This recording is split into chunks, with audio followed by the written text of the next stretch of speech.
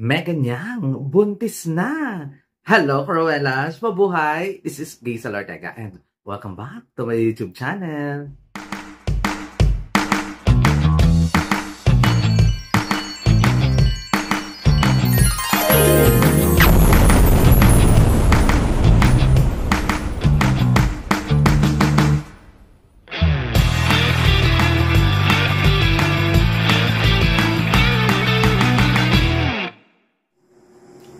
Hello! Kumusta po kayong lahat? Good morning, good afternoon, good evening. Ano mga oras kayo nanonood sa akin ngayon? Maraming po salamat. Sa mga bago ko dyan subscriber, returning viewers, thank you so much sa support. Sa mga hindi pa po dyan nakasubscribe, please subscribe my YouTube channel, Gaysel Ortega, Cruella and Pageantry, and click the notification bell below para updated kayo when it comes na maglabas ako ng aking mga videos and vlog.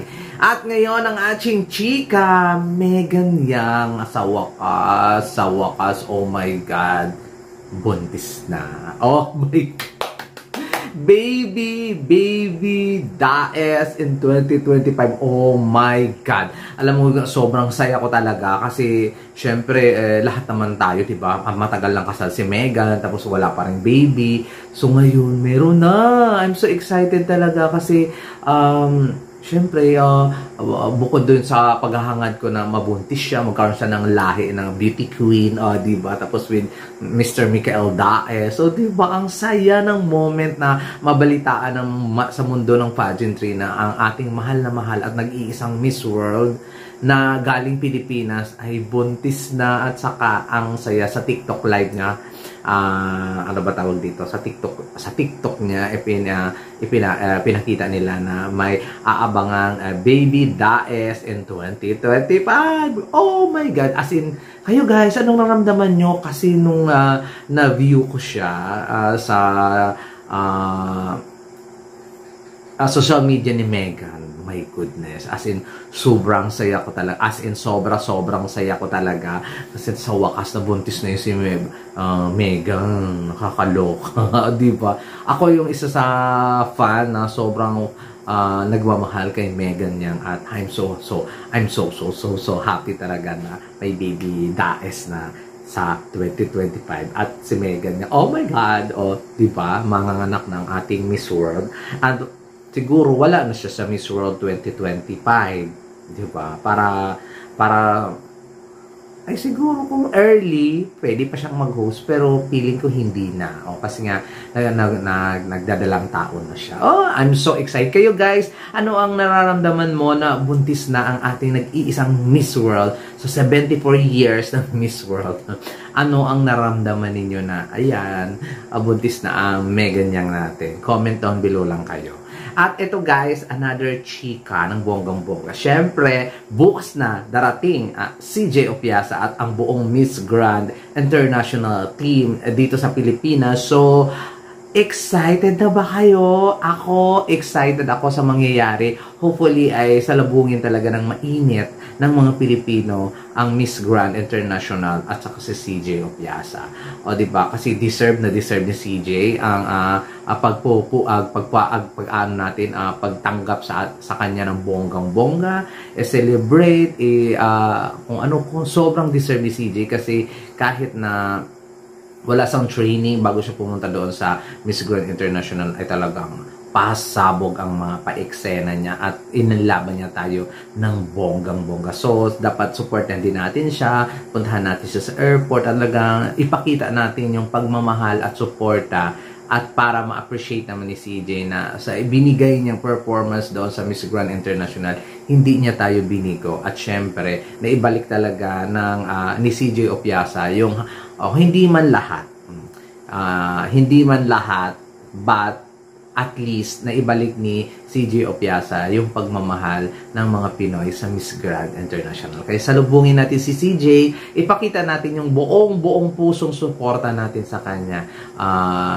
Kahit kay CJ man lang, ng bongbang. Oo, kasi deserve naman niya. Sobrang deserve talaga ni CJ Opiasa ang salubungin ng masigabong palakpakan at mainit na pagmamahal ng bonggang-bongga. So, bukas at 6 p.m. I think, sa Ninoy International Airport. Sana maramdaman ni CJ ang pagmamahal ng mga Pinoy ang pagmamahal na deserve niya. Ayun. Maraming salamat. Hopefully guys sana talaga ay iparamdam natin yung kay CJ para alam mo yun, di ba? At ipanamdam natin sa Miss Grand International, baka naman sa susunod corona na, di ba? Ang saya ng feeling. Ay, nako, isalubungin natin bukas ang Miss Grand International team. O, di ba? Next chika. Ang chika natin for today na nakakaloka itong Miss Universe. Ay, kawawa naman. Diyos ko, Gaba. Hindi ko imagine na ang Miss Universe this day ay nagbebenta online. May live selling. Nako, tawang-tawa naman siguro sinawat niya, no? Kakaloka talaga. Nagigigil talaga ako. Hindi ko talaga may imagine na ang siyang Miss Universe nagtitinda ng bag online. Kakaloka talaga. Pinanalo lang ba talaga si Victoria Telvig para magtinda ng mga scarf, ano pa ba yun, mga bags, at mga Miss Universe item? Ganun ba yun? Kakaloka. Parang bagong gising. Kakaloka. Parang ang fresh ko for today's video para kay Victoria Telvig. Naaawa ako sa kanya. Gusto ba niya ang ginagawa niya? Naloloka ako. Ay, nako. Ano na, nangyayari Miss Universe. Nakakaloka. Tuwang-tuwa naman ako na pinan-live sailing. Kung sa bagay, nag-i-evolve. At ito ang evolvement. Ang Miss Universe ay nagla-live selling. Hindi na glitz and glam, kundi nagla-live selling. Nakakaloka. Wala naman tayong choice, di ba? Kung hindi ang pinapagawa ng organization sa kanya. So be it na lang ng bonggang-bongga. O, di ba? Hindi ko talaga may imagine, promise. Ha? Basta, good luck na lang sa'yo, Victoria Telvig, sa pagtitinda mo ng mga bag. Ewan ko ba? Hindi ko talaga may imagine. Bahala sila dyan, nakakaloka. At ayan, thank you, Victoria Telvig. Sana magtagumpay kayo sa inyong mga bala. Si CJ Opiasa at saka congratulations. CJ, congratulations. Megan Yang.